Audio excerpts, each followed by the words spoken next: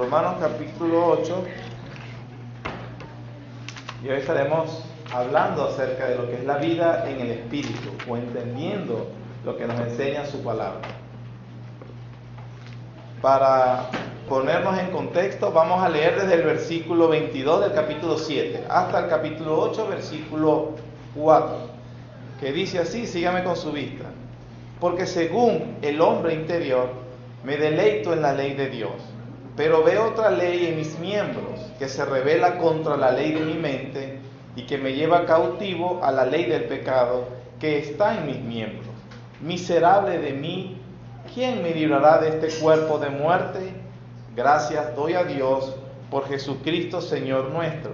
Así que yo mismo con la mente sirvo la ley de Dios, mas con la carne a la ley del pecado.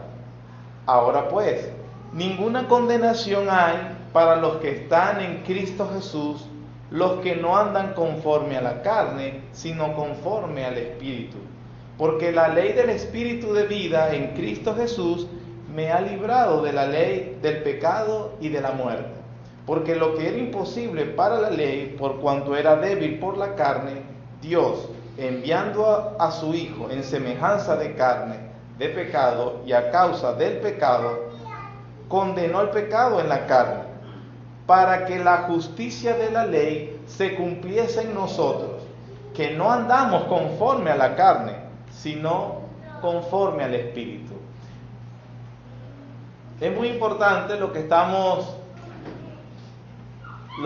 hablando Pablo desde el capítulo 6 acerca de la justificación y la santificación y cómo se evidencia esto en el creyente. Terminamos la semana pasada hablando acerca de esa guerra espiritual o esa lucha que experimenta todo verdadero creyente. Esa que dice Pablo cuando explica, porque lo que hago no lo entiendo, pues no hago lo que quiero, sino lo que aborrezco, eso hago. Y concluimos la semana pasada de que más que ser un incrédulo que tiene este tipo de lucha, o ser un niño espiritual que pudiera tener este tipo de lucha, concluimos según la palabra de Dios que son los creyentes más maduros, más santificados, quienes precisamente tienen estas luchas. Es la evidencia de la santificación. Esa lucha se da por lo mismo que viene hablando el apóstol Pablo, describiendo a la ley de Dios como espiritual. ¿Qué quiere decir él cuando habla de la ley de Dios que es espiritual? Él habla de su carácter. La ley es santa, la ley es justa y la ley es buena.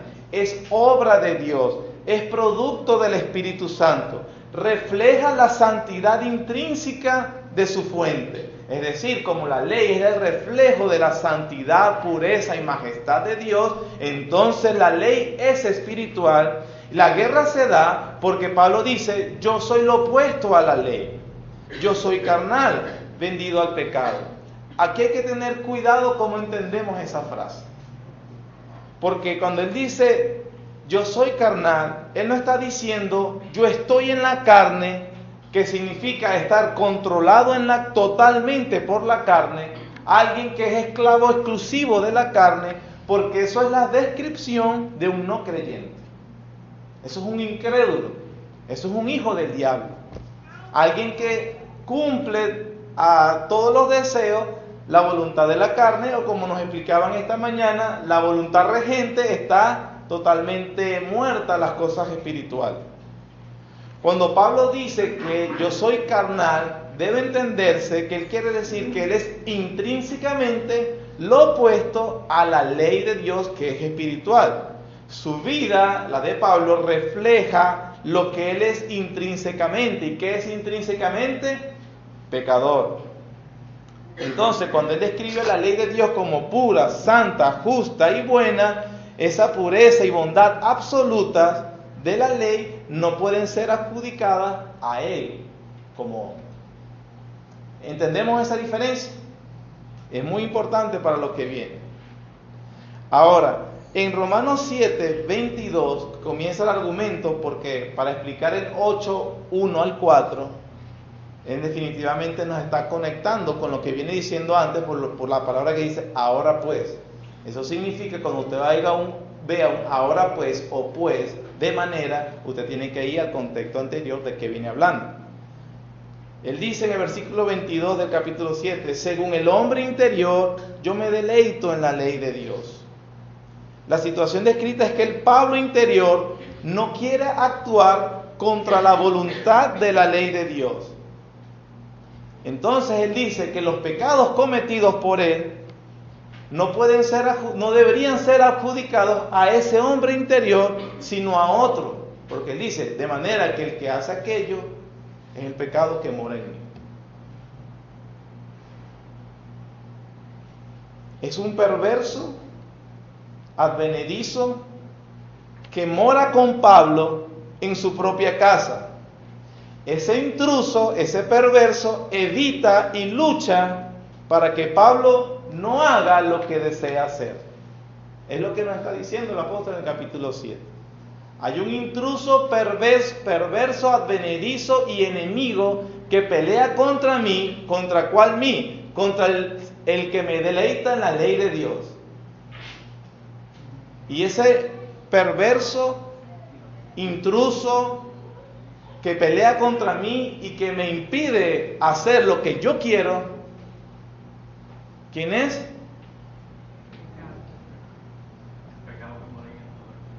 El pecado que mora en ¿quién? En mí. ¿Quién es el perverso, advenedizo, intruso que ha entrado a pelear contra el Pablo? El mismo. Eso es muy importante entenderlo.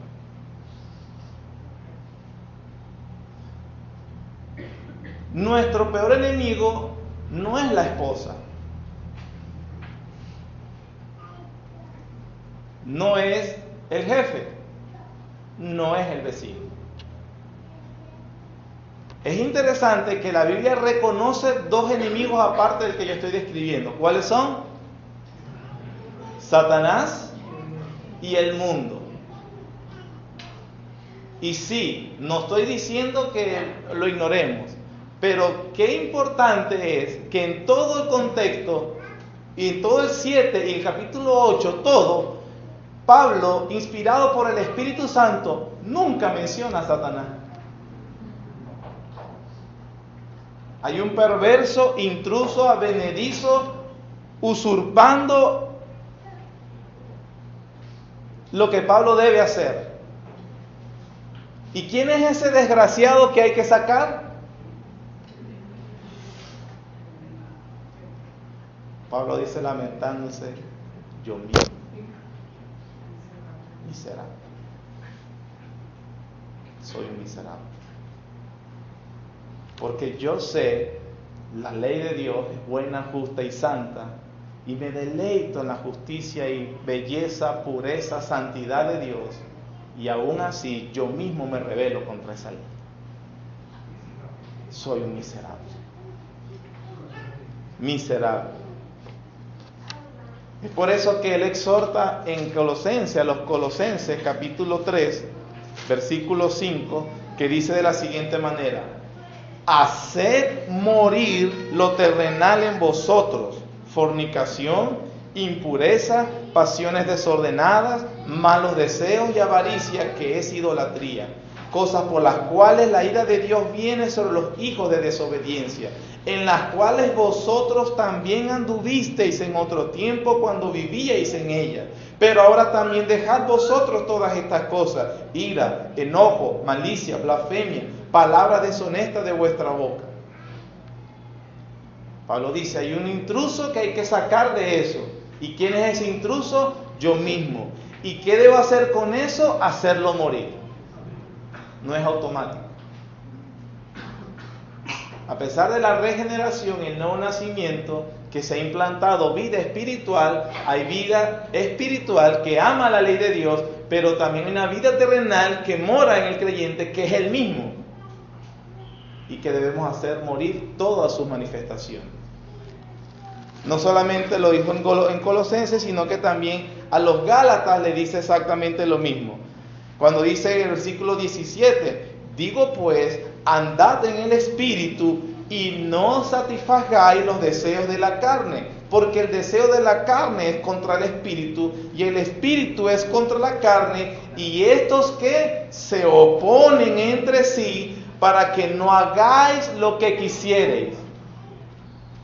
¿Verdad que es el mismo vocabulario que tiene con Romano? Lo vemos, ¿verdad?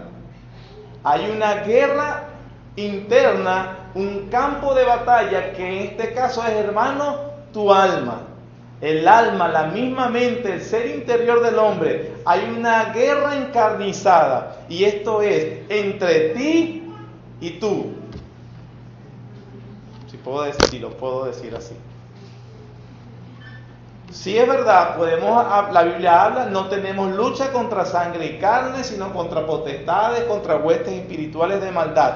Sí, eso es un enemigo, yo no estoy diciendo que lo ignoremos, ese no es mi tema hoy. El tema hoy es que hay un gran enemigo al cual te va a hacer una guerra, y ese eres tú mismo, el hombre terrenal. Que nosotros tenemos que luchar. Tenemos que luchar. Por eso el enemigo no es tu esposo, no es tu esposa, no es tu hijo, no es tu hija. El enemigo eres tú mismo. Eres tú mismo.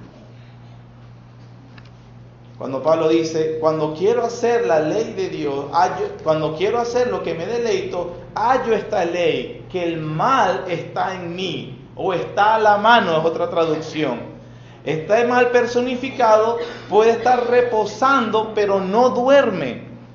En este pasaje se pone como si este mal estuviera observando al apóstol a ver si quiere llevar una acción buena o noble o una intención espiritual. Y cuando este noble pensamiento o iniciativa entra en el corazón de Pablo, entonces el mal salta para evitar que lo haga. Nosotros oímos mucho actualmente acerca de la guerra espiritual, y la guerra espiritual, y cómo se debe hacer la guerra espiritual, y los mecanismos, los pasos para la guerra espiritual. Yo le voy a decir cómo usted puede declarar una guerra espiritual. Diga que va a leer la Biblia, y usted va a ver una guerra espiritual en usted mismo.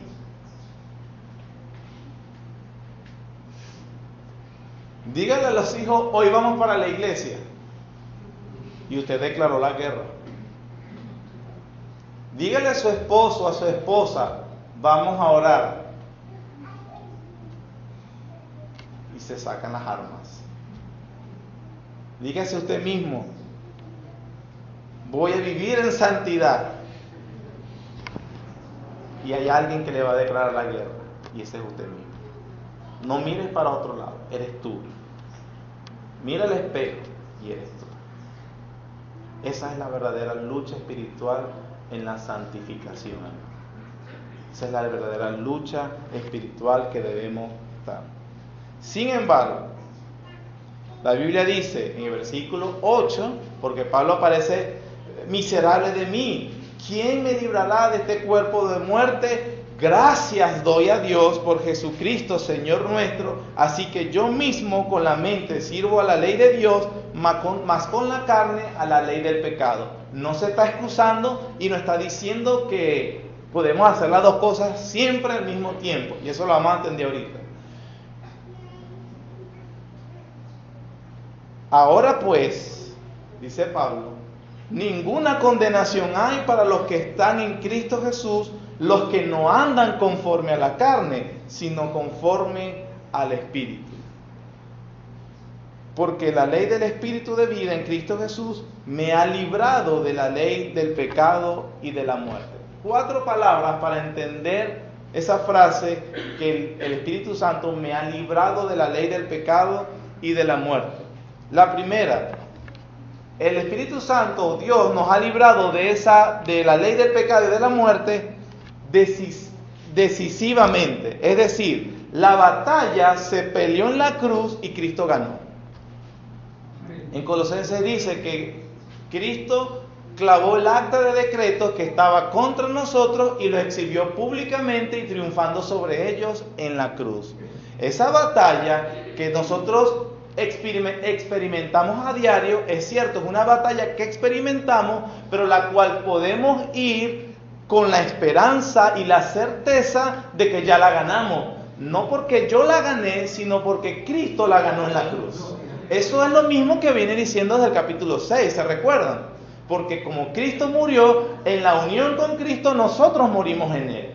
Entonces, esa batalla, esa frase, Cristo me ha librado de la ley del pecado y de la muerte, la tenemos que entender como una liberación decisiva que Cristo triunfó sobre el poder del pecado, en primer lugar. En segundo lugar, la debemos entender, finalmente Él nos ha librado. Es seguro que eres librado. Es seguro que serás librado de esta batalla y victorioso, porque más adelante Él dice, a los que predestinó, a esos llamó, a los que llamó, a esos justificó, y a los que justificó, a esos glorificó. Habrá un momento donde nosotros seremos libres de esa batalla, porque seremos transformados a la imagen del Señor Jesucristo. No va a haber batalla ni sentimiento de miserable, porque yo puedo adorar a Dios completamente como Él se lo merece. Pero eso es al final del camino. Pero podemos ir en esperanza, finalmente no, Él nos ha librado de la batalla. En tercer lugar, progresivamente nos ha librado de la batalla, o experimentaremos progresivamente la victoria en esa batalla. ¿Qué significa? Que batalla tras batalla, yo gano, pierdo. Gano, pierdo otra vez. Y espero estar describiendo su vida. Que verdad, hay victoria, hay buenos momentos, gloria a Dios, y hay momentos donde caen. Con esto son palabras de consolación a un verdadero creyente. Los creyentes también pecan y fallan, pero son santificados progresivamente. Y por último, la última palabra que debemos entender acerca de eso, me ha librado, es una liberación a través de la exhortación. Es decir, no es mecánico. Ok, Cristo murió por mí, yo creo en Cristo, soy justificado, soy liberado, listo, vivo feliz ya, sin, como casi que el maniqueísmo que nos explicaban esta mañana. Ya se me quitó la sustancia. No. Pablo exhorta. Eres libre, entonces vive como alguien libre. Despierta en nosotros el deseo y la diligencia para que nosotros vivamos y apliquemos lo que somos. Amén. Ahora, también es interesante lo que se nos dice en el capítulo 8, versículos 1 y 2. Dice, ahora pues ninguna condenación hay para los que están en Cristo Jesús, los que no andan conforme a la carne, sino conforme al Espíritu. Porque la ley del Espíritu de vida en Cristo Jesús me ha librado de la ley del pecado y de la muerte. La frase importante o clave en estos dos versículos, usted puede remarcarla si le gusta escribir, subrayar su Biblia, es la frase en Cristo. Subraye o hágale un círculo a la palabra en Cristo. ¿Por qué digo que es la parte más importante? Porque en Cristo hay dos efectos que nos dicen estos dos versículos. ¿Cuáles son esos dos efectos que hay por estar en Cristo? El primero es lo que está en el versículo 1. Ninguna condenación hay. ¿Cuál es la importancia o trascendencia que hay de estar en Cristo? El primer efecto es, no hay condenación. Un efecto legal. ¿Y cuál es el otro efecto importante de estar en Cristo? El que dice versículo 2. Porque la ley del Espíritu de vida en Cristo Jesús me ha librado de la ley del pecado. Entonces, tenemos que entender primero, o la frase importante aquí es, estar en Cristo. ¿Por qué es importante estar en Cristo? ¿O por qué Pablo quiere decir que es muy importante estar en Cristo? Por sus dos efectos. El primero, que el que está en Cristo no tiene condenación. El segundo es que tiene una vida transformada.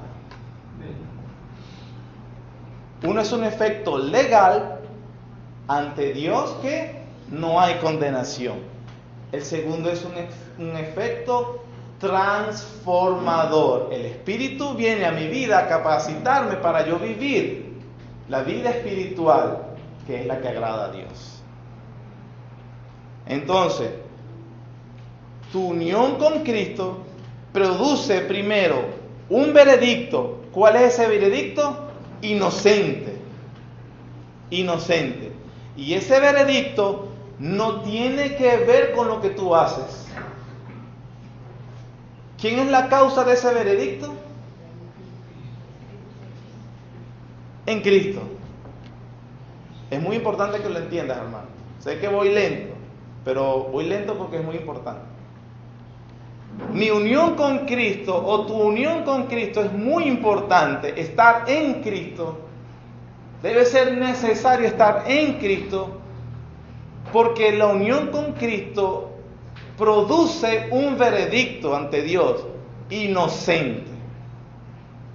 Pero ese veredicto no lo causa tu comportamiento, ni mi comportamiento, lo causa ¿qué? Estar en Cristo. Eso es lo importante. No es tu desempeño, no es tu relación, no es tus obras, sino Cristo. Lo segundo es que produce la transformación y de la vida en el poder del Espíritu Santo.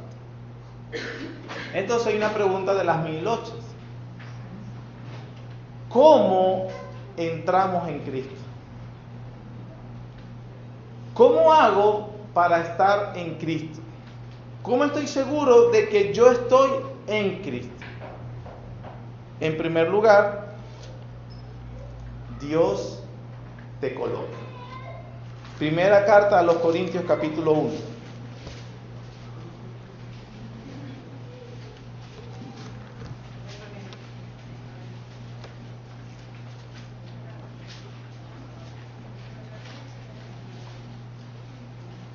Dice versículo 26. Pues mirad, hermanos, vuestra vocación, que no sois muchos sabios según la carne, ni muchos poderosos, ni muchos nobles, sino que lo necio del mundo escogió Dios para avergonzar a los sabios, y lo débil del mundo escogió Dios para avergonzar a los fuertes, y lo vil del mundo y lo menospreciado escogió Dios, y lo que no es para deshacer lo que es, a fin de que nadie se jacte en su presencia. Versículo 30, que es lo que yo vengo hablando. Mas por Él, ¿quién es Él? Dios. Mas por Él estáis vosotros, ¿dónde? En Cristo Jesús, lo cual nos ha sido hecho por Dios sabiduría, justificación, santificación y redención, para que, como está escrito, el que se gloría, gloríese en el Señor. ¿Qué dice en primer lugar la Biblia? Que Dios nos coloca en Cristo. Tú no puedes estar en Cristo, tú no puedes ganarte estar en Cristo, tú no puedes pedir estar en Cristo. Es un acto soberano y condescendiente de Dios que nos coloca en Cristo. Es lo que hemos estado viendo esta mañana precisamente. Entonces, en primer lugar, Dios nos coloca en Cristo. ¿Cómo lo hace? Ahí mismo en Romanos capítulo 6, versículo 3 al 5. Romanos capítulo 6, versículo 3 al 5. Dice así, si no lo tiene puede escuchar. ¿O no sabéis que todos los que hemos sido bautizados en Cristo Jesús, hemos sido bautizados en su muerte? Porque somos sepultados juntamente con Él para muerte por el bautismo, a fin de que como Cristo resucitó de los muertos por la gloria del Padre, así también nosotros andemos en vida nueva. Porque si fuimos plantados juntamente con Él en la semejanza de su muerte, así también lo seremos en la de su resurrección. Dios nos colocó en Cristo en primer lugar. La pregunta que vamos a contestar es ¿cómo lo hizo Dios? Para eso hemos leído Romanos 6, 3 al 5.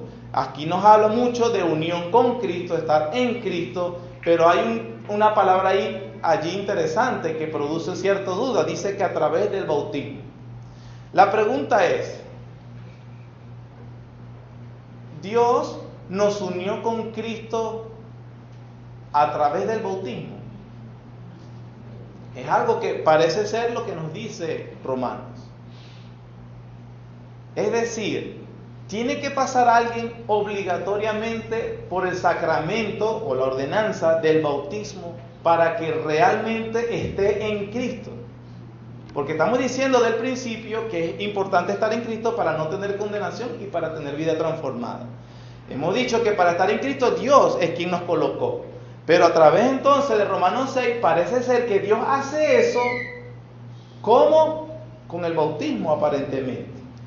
Es una pregunta muy importante para responder, porque si no respondemos bien nos desviamos y no entendemos lo que quiere decir la palabra de Dios. Colosenses capítulo 2 versículo 12 nos ayuda a responder este dilema. Si no lo tiene, escúcheme, dice Colosenses capítulo 2 versículo 12. Dice así: sepultados con Él en el bautismo, en el cual fuisteis también resucitados con Él, mediante ¿qué? La fe en el poder de Dios que le levantó de los muertos. Entonces, Romanos 6 está diciendo que el agua en el cuerpo o sumergiendo el cuerpo en el agua, hecho por un sacerdote o hecho por un pastor, efectúa la unión con Cristo.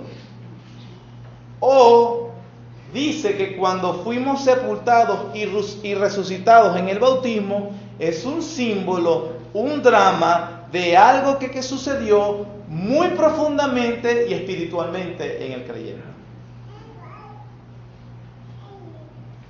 Debemos saber responder eso.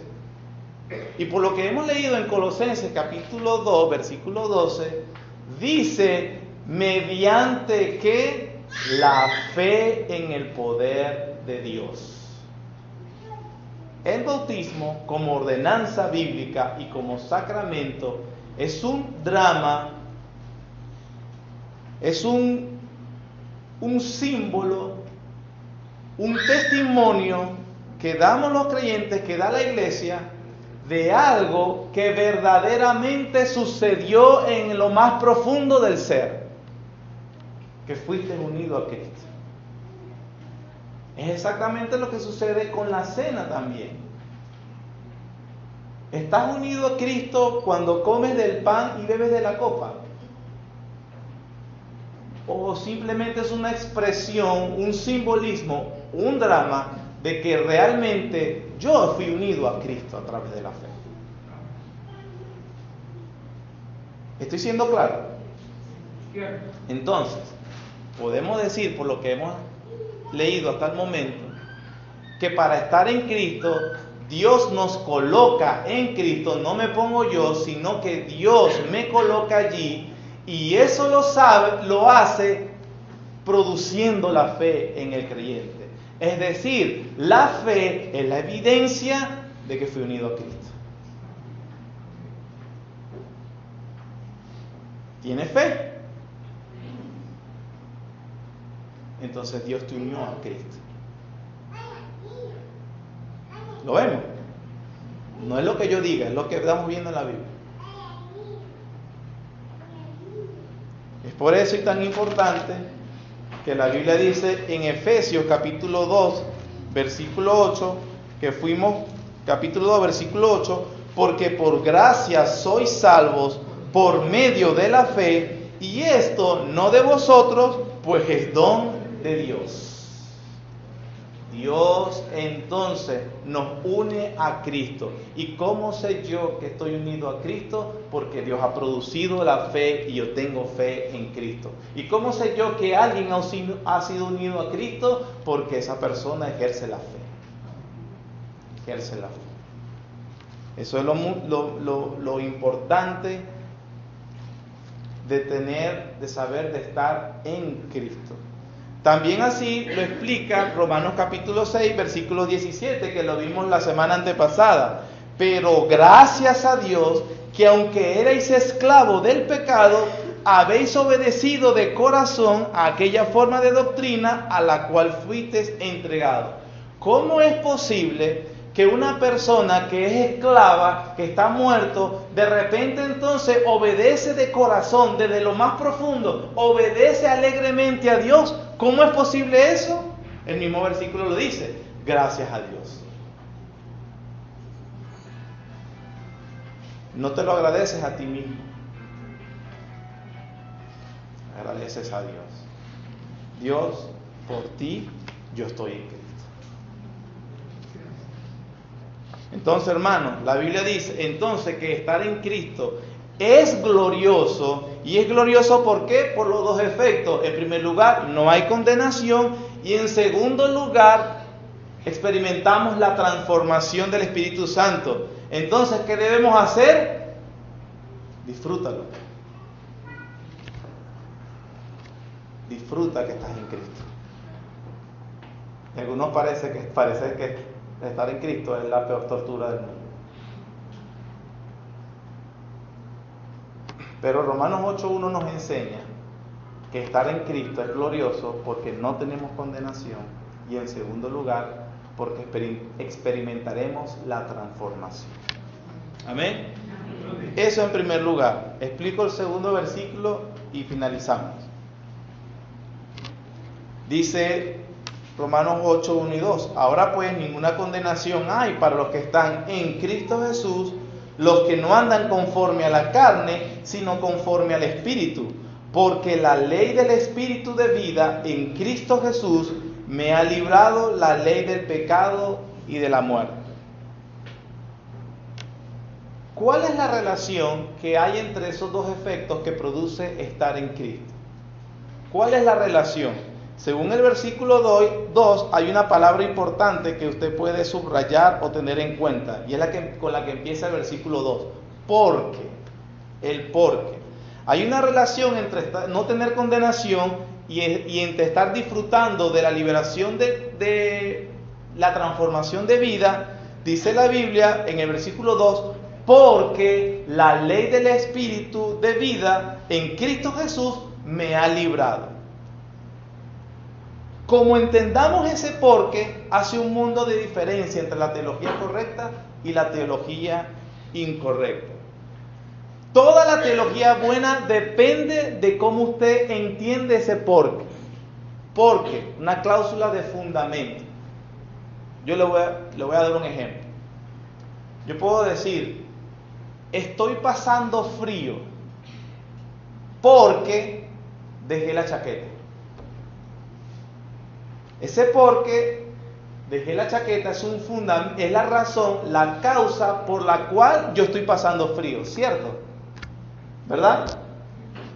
Yo puedo decir, estoy pasando frío porque tengo la piel erizada. Está bien usada también, es una frase correcta. Pero mi pregunta es,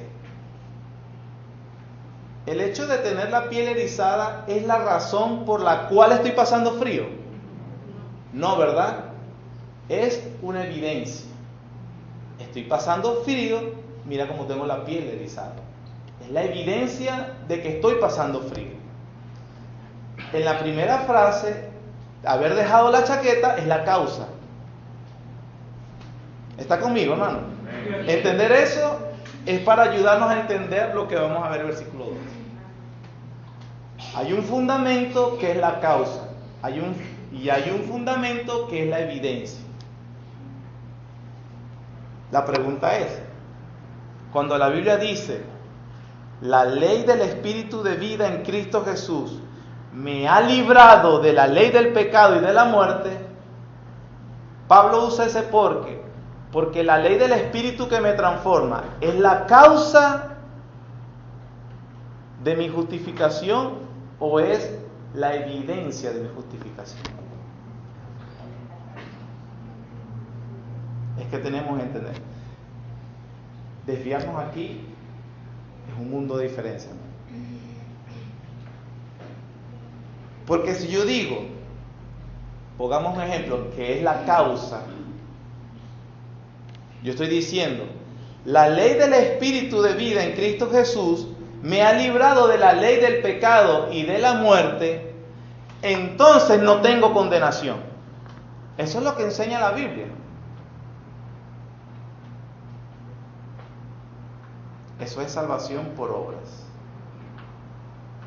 Cuando yo digo, ya que la ley del Espíritu de vida me transforma a mí de tal manera que ya no tengo condenación y estoy en Cristo Jesús.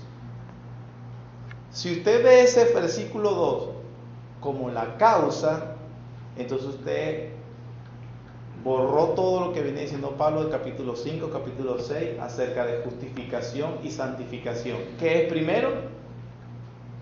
¿Qué es primero, hermano? Justificación. Entonces, cuando la Biblia habla de que la ley del Espíritu me ha librado de la ley del pecado, no puede estar diciendo que esa es la causa por la cual yo no soy condenado y estoy en Cristo. Entonces, ¿cuál es la otra opción que nos queda? Es la evidencia. ¿Cómo sé que estoy en Cristo y que no tengo condenación? Porque hay una evidencia que el poder transformador del Espíritu Santo está en mi vida. Eso es lo que está diciendo Pablo. Eso es lo que está diciendo el apóstol Pablo. La pregunta es, ¿eso es lo que tú experimentas, hermano?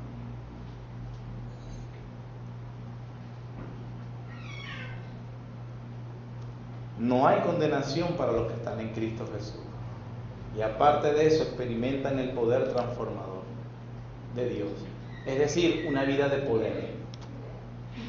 Acabamos de ver en el contexto que Él es un miserable, que Él se siente miserable. Y hay una ley que me hace cautivo a la ley hay una fuerza que me hace cautivo a la ley del pecado, pero hay un ser interior que se deleita en la ley de Dios. Ahora no hay condenación para los que están en Cristo Jesús, porque precisamente estar en Cristo me ha liberado de ese yugo, de ese poder, y precisamente me ha capacitado para vivir la vida del Espíritu Santo.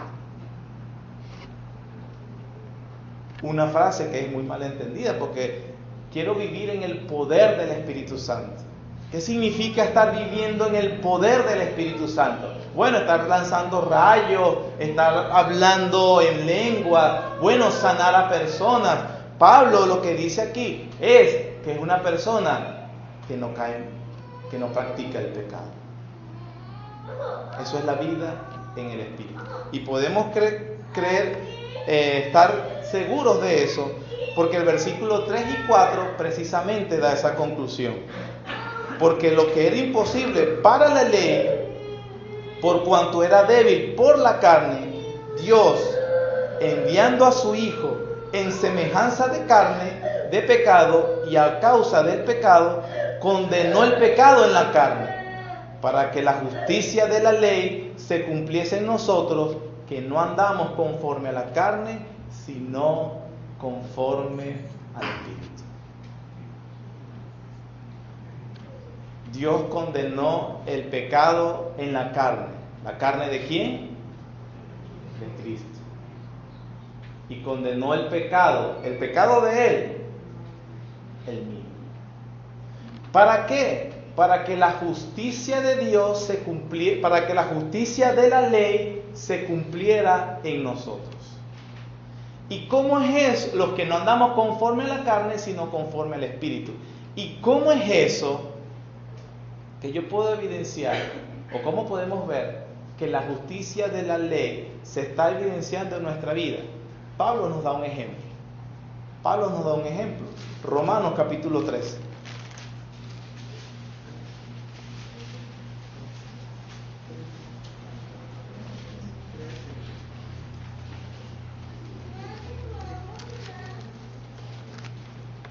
Romanos capítulo 13, versículo 9. Dice de la siguiente manera: porque no adulterarás, no matarás, no hurtarás, no dirás falso testimonio, no codiciarás, y cualquier otro mandamiento en esta sentencia se resume: amarás a tu prójimo como a ti mismo. El amor no hace mal al prójimo, así que el cumplimiento de la ley es el amor. ¿Ya captó la relación? Cristo vino en la carne, murió, sufrió la condenación que merecían mis pecados, para que entonces yo fuese justificado. Allí todo tiene que ver con Dios, Dios y Cristo. Entonces me justificó y estoy en Cristo, no hay condenación. Pero todo eso produce una segunda efecto y es la transformación. Habilita para que el Espíritu Santo entonces venga al creyente, como lo estábamos hablando en la regeneración, y lo ponga a vivir en el Espíritu. Y entonces la justicia de la ley se puede cumplir en el creyente. La evidencia de que usted ha sido justificado es que entonces usted vive cumpliendo la justicia de la ley. ¿Y cómo es esa justicia de la ley? En ejemplo, como dice Pablo aquí en Romanos 13, es amas al prójimo. Ahora, no vaya a ser como mucha gente, que si es verdad y es bueno, que cuando amar al prójimo, entonces yo estoy pensando en los pobres niños en África que están desnutridos y que se están muriendo de hambre, y que obviamente si yo tuviera la capacidad y el dinero y el tiempo para ir a ayudarlos, yo debería ir a hacerlo. Eso es verdad. Y si tú tienes el dinero, la capacidad y el tiempo para poder hacer eso por alguien y cruzarte el océano Atlántico y el océano Pacífico y estar allá y hacer todo eso, gloria a Dios, porque eso significaría que tú vives en el Espíritu. Pero ¿qué pasa si no puedes hacer eso? Tu prójimo también es quien duerme contigo. O tu vecino más cercano. O tu hermano en Cristo. Porque muchos creyentes, o muchas personas que van a la iglesia, están dispuestos a irle y servirle comida a alguien que no conoce. Pero saca las garras contra el que sí conoce. Así no funciona. No adulterarás, no matarás, no dirás falso testimonio, no codiciarás. Se resume todo en esta sentencia: amarás a tu prójimo como a ti mismo. Y allí se cumple la ley. Y Pablo dice: los que no andamos conforme a la carne, sino conforme al Espíritu. Se evidencia un amor genuino, desinteresado al prójimo. Al prójimo. Y es alguien que está viviendo en el Espíritu. Versículos 5 y 6. Porque los que son de la carne piensan en las cosas de la carne, pero los que son del Espíritu en las cosas del Espíritu. Porque el ocuparse de la carne es muerte, pero el ocuparse del Espíritu es vida y paz. Por cuanto los designios de la carne son enemistad contra Dios, porque no se sujetan a la ley de Dios, ni tampoco pueden. Y los que viven según la carne, que dice, no pueden agradar a Dios. Todo acto, hermano, del hombre, por más noble que éste sea, del hombre que no está en Cristo, la filantropía. Bill Gates donó millones para los pobres en tal sector. Pero todo acto que no se hace en Cristo es una abominación para Dios. La Biblia enseña que Dios está tan centrado en sí mismo y que el universo está centrado en Él mismo y que todas las cosas fueron creadas para Él, que todo acto, sea cual sea que se haga, si no se hace en Cristo, no puede agradar a Dios. Entonces no venga, no, que él es ateo, pero él hace cosas para agradar a Dios. No lo puede hacer. Aunque lo haga, y es mejor, son pecados espléndidos que decía Martín Lutero, aunque es mejor que haga eso a que no lo haga, no significa que eso agrada a Dios, porque la Biblia dice de manera clara: los que están en la carne, los designios de la carne, son enemistad contra Dios, no se hacen en sujeción a Dios, no se está reconociendo a Dios como la fuente principal de toda bondad y a quien se le debe dar gloria. Entonces eso significa que el acto más noble, puro y bello que nosotros podamos ver en una persona, si no está en Cristo, es una abominación. Es una abominación. pero toda cosa que se haga en Cristo le puede agradar, porque se hace en sujeción a Dios. Esto nos da en conclusión, número 1, es glorioso estar en Cristo. No hay condenación, se experimentará el poder transformador. Experimentar ese poder transformador es la evidencia, no es la causa. En efecto, el Espíritu Santo va a hacer su obra y la logrará en todo creyente. Estar en la carne es precisamente ser enemigo de Dios, no agradarlo, no darle placer. Estar en Cristo, entonces Él es mi Hijo amado en quien tengo complacencia. Entonces esa complacencia por estar unidos con Cristo se nos da a nosotros también. El Padre se complace en su pueblo. Número 3. ¿Vives ese poder transformador? ¿Lo vives? ¿Lo experimentas? Una vez más, es la evidencia. Uno le dice a un creyente, debes perdonar, debes ir la otra milla, debes poner la otra mejilla, debes ser tolerante. No, ¿cuál es la primera reacción? ¿Qué? Eso es muy difícil, ¿sí? Porque hay una ley en mi miembro que se rebela contra la ley. Pero Él me ha justificado y me ha mandado el Espíritu Santo para obedecer. Amar al prójimo como a mí mismo. No, eso no es normal. No es que no lo es un fruto del Espíritu Santo. Y si lo hace, es la evidencia, no la causa, de que ha sido justificado y que está en Cristo. Amén. Meditemos en esa verdad.